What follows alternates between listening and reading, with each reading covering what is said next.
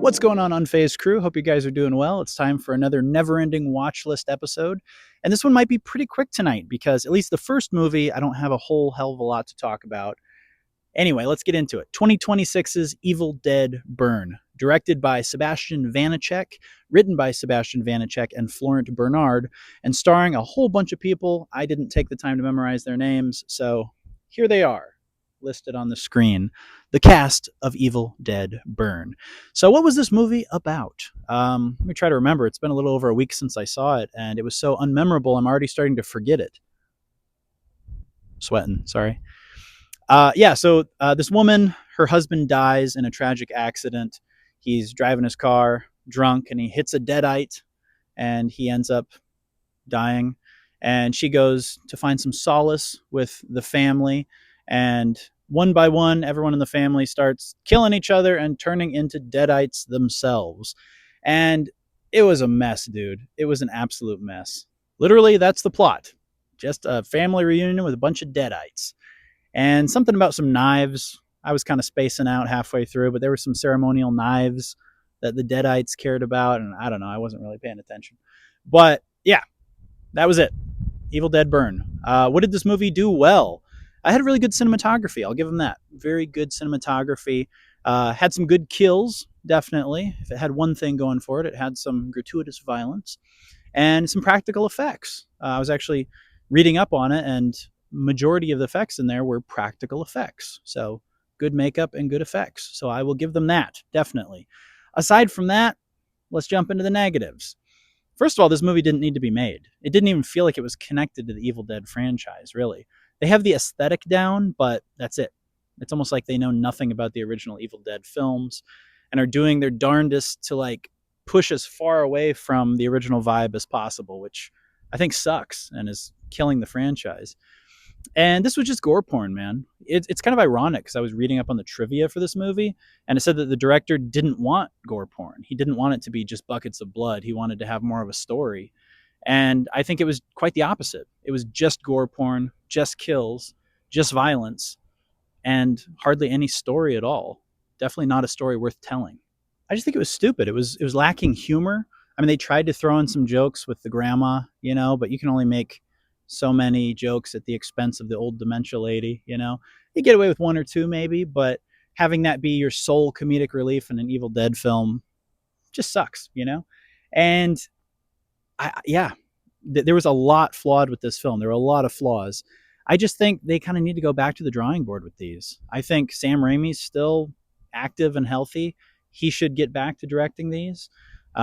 I wish we could get Bruce Campbell in another, but I think a good send-off for him, from what I can tell, was Ash versus the Evil Dead. It seems like that was probably the best we're ever going to get in the modern era, aside from the originals, obviously, back in the day. But yeah, this movie just had no business being made. I actually liked Evil Dead Rise more than Evil Dead Burn, and I wasn't that big of a fan of Evil Dead Rise either. I thought it was kind of disjointed and didn't really need to be made. It was okay. I think I gave it like a 3 out of 5 or something, but yeah, considering that was more enjoyable than this, Evil Dead Burn was just totally forgettable and had no business being made. I guess one good thing, maybe the only good thing that'll come from this movie, is that they're making a Universal Studios Halloween Horror Nights walkthrough attraction of Evil Dead Burn. So that's kind of cool. Get some fun Evil Dead vibes there. But aside from that, yeah, movie was just a waste of time, waste of money, waste of everything. Recasting. I got to look at the cast. I know one guy's name is Peter Hoonan or Dieter Duden. Neither, I don't fucking know. All right, so the recasting I put very little effort into because I don't give a shit about this movie. The main actress, Souheila Yacoub, I believe is how you pronounce her name. I was thinking you could replace her with Alexandra Shipp, who played Kim from Straight Outta Compton. She was also in X-Men Days of Future Past. Let's throw her in there. Hunter Doohan played the character of Joseph. We could replace him with Grant Gustin from The Flash, who played Barry Allen. I think he could fit in there nicely. All right, and for Luciane Buchanan, who I think was the best character in this entire movie, I actually liked her. I think Camila Mendez from Riverdale would be a good replacement for her. But yeah, she was probably the most interesting character in the entire thing, definitely. And lastly, for the parents, Mary Louise Parker, I think from Weeds would be a good replacement for the mother, and Jackie Earl Haley from Watchmen would be a good replacement for the dad. You know him as Rorschach. I think he's a very talented actor. I think he also played Freddy Krueger as well in one of the newer Nightmare on Elm Streets. But yeah, that's my recasting for this abomination of a movie. Oh, and for writer and director, who did I pick? Simon Pegg, I think, for writer, and Nick Frost for director, just because they did a much better job with Shaun of the Dead. So let's see what they could do with the executive oversight of Sam Raimi. But this movie was absolute trash. So yeah, if I had to give a star rating, I don't know, man. I mean, it was mildly entertaining. I didn't hate it to the point where I wanted to walk out, but it just didn't need to be made. And I think it's just really weak in comparison to the original trilogy. And I heard the 2013 Evil Dead was really good. I just haven't watched it, but I've heard good things about that. But between Burn and Rise, I'm just very unimpressed with the direction of the series. So I'm going to give this a 2 out of 5. It was a piece of crap. And yeah, you can definitely skip it. And if you have a physical copy of it, you can throw it in the fire and watch it burn. Pun intended. I would say Video Clerk recommendations. If you want to watch something better, I would say go back and watch any of the original trilogy. I would say go and watch The Crazies. I think that's a much better film. Go and watch, gosh, I don't know. I've only seen a couple episodes of Ash vs. Evil Dead, but go watch that. It's much better. And if you want another fun zombie movie, Zombieland, dude. Any of the Zombieland movies are much, much better than this. Obviously, they're different. They have a more funny vibe, but they're better.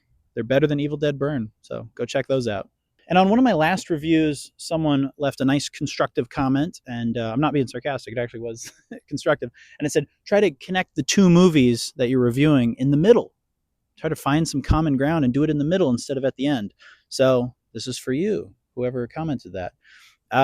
The next movie I'm going to talk about is 1985's Better Off Dead with John Cusack. And if I'm going to try to connect Better Off Dead to Evil Dead Burn, aside from dead being in the title, I would say both movies deal with family dysfunction, right? You got really on one end of the spectrum, like a crazy, crazy family full of Deadites and a lot of murder. And then in Better Off Dead, you've just got a weird, quirky family that's very dysfunctional. They're not killing each other, but they're bugging the hell out of each other. And I think in both worlds, in both realities, death is mentioned quite a bit. And in the Evil Dead world, death is just a reality. It's happening constantly around them, and it's terrifying. And in Better Off Dead, it's referenced every day. He's talking about dying. He even accidentally tries to off himself. And yeah, it's just kind of a nonchalant thing, a nonchalant reality that he references every day, and he doesn't seem to be scared of. And yeah, so I guess death is like a glooming reality in both of those films. All right, so I double-checked the year on Better Off Dead. 1985 is when it came out. It was written and directed by Savage Steve Holland. What a name, Savage Steve Holland. He sounds like a wrestler that would have fought Macho Man, Randy Savage. Starring John Cusack, Diane Franklin, the great Dan Schneider. Just kidding, that guy's terrifying. And Amy Weiss. What a beauty she was in her day. But yeah, this was a fun movie, man. Recommended by our dear viewer and friend, Erica. Thank you so much. And this was a fun watch, man. This was just a fun 1980s goofball movie. I really thoroughly enjoyed it. And yeah, it was just really eccentric, and it was way more goofy than I expected, and I really liked it. So it's all about John Cusack, this high schooler who gets his heart broken by Amanda Weiss, and he ends up getting really depressed and super focused on offing himself. And he ends up getting involved with this French foreign exchange student who's living with Dan Schneider's family. And she kind of shakes things up for him a little bit, brings him out of his shell. And he ends up getting involved in a skiing competition to try to impress her and win her back. And yeah, just a fun goofball movie, kind of in the vein of a little bit of Breakfast Club, a little bit of Weekend at Bernie's. It's all over the place, but thoroughly enjoyed it. So what did this movie do well? Didn't take itself too seriously. That's a real shame when folks be throwing away a perfectly good white boy like that. It was fun. It was lighthearted. It felt almost like a John Hughes movie without being a John Hughes movie. It was like a John Hughes movie without the heart. And I know that sounds like a criticism, and I guess in some way it kind of is, but I still enjoyed it. Like, it wasn't taking itself too seriously, and they just don't make movies like this anymore. I know you hear that all the time. Anyone, my age or older reviewing movies are always like, they don't make movies like they used to. And like, it's true, dude. Like, when's the last time you saw, sorry, I'm sweating my ass off. When's the last time you saw a movie that was just totally goofy and totally fun? It's been years. It's been years since I've seen something like that in the theater. Well, I guess you could say The Naked Gun, the new one with Liam Neeson, but that was a piece of shit. That doesn't really count. And that was a remake. That was a remake, or a sequel, whatever. But a continuation of something that already existed. But when's the last time you saw something totally original that was just goofy and fun and lighthearted and didn't take itself too seriously? Please drop it down in the comments, because I can't remember the last time I saw something like that that was totally unique and original. And this movie did it very well. This movie would have made John Hughes proud. It was a lot of fun. It actually made me laugh more than I expected. Like, I thought, oh, this will be fun. It'll be kind of like, goofy and have a few chuckles. But like, there were some parts that actually made me laugh. Like, I was surprised this movie actually made me laugh, which is kind of tough to do sometimes. But yeah, it was good. It was solid. Also, I think the cast was really good. It was very well cast.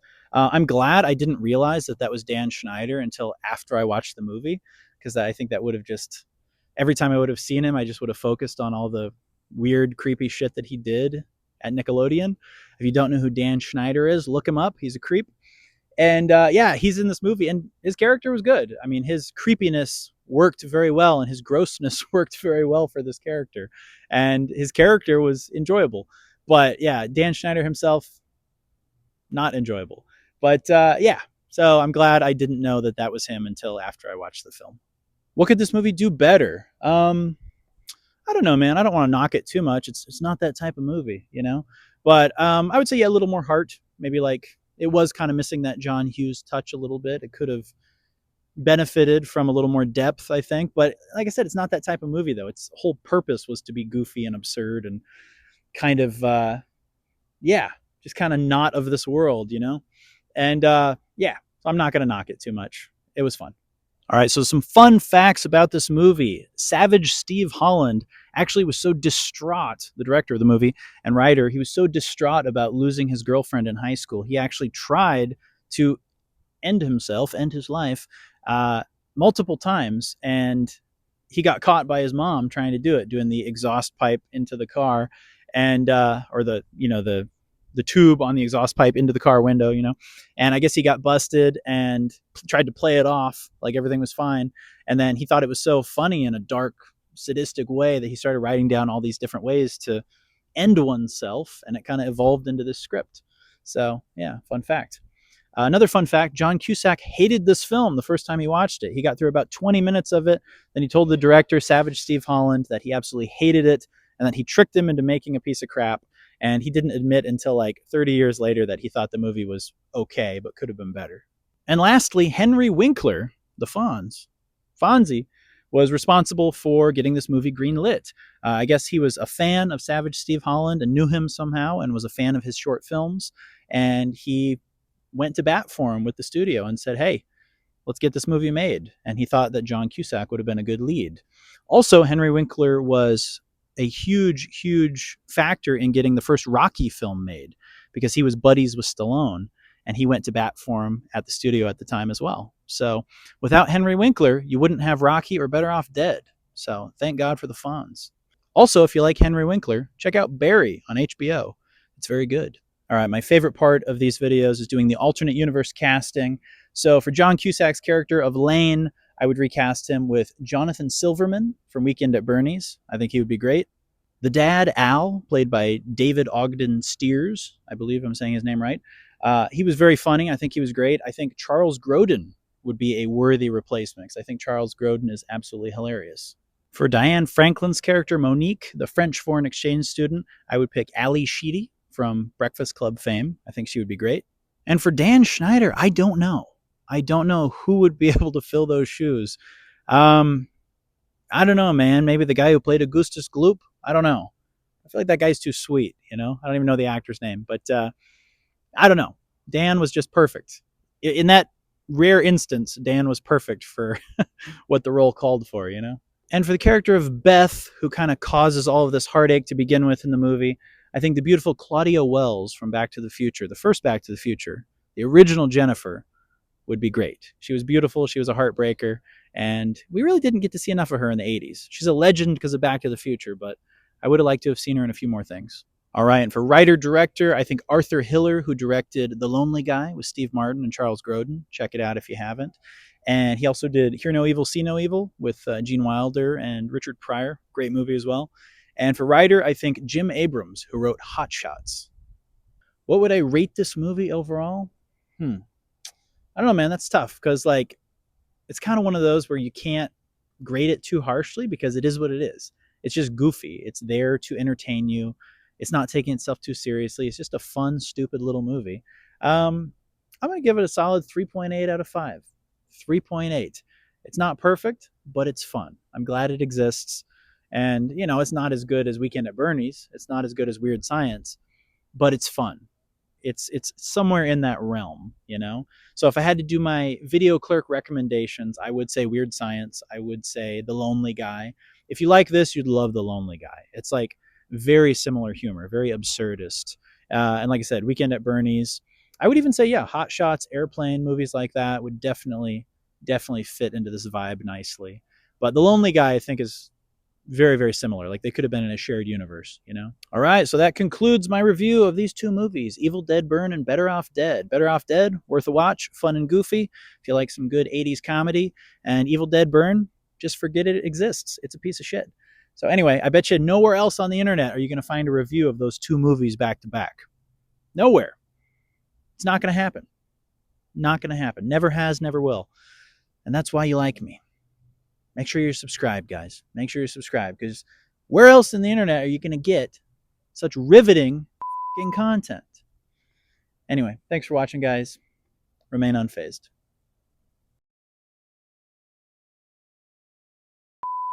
And I've already forgotten most of the plot.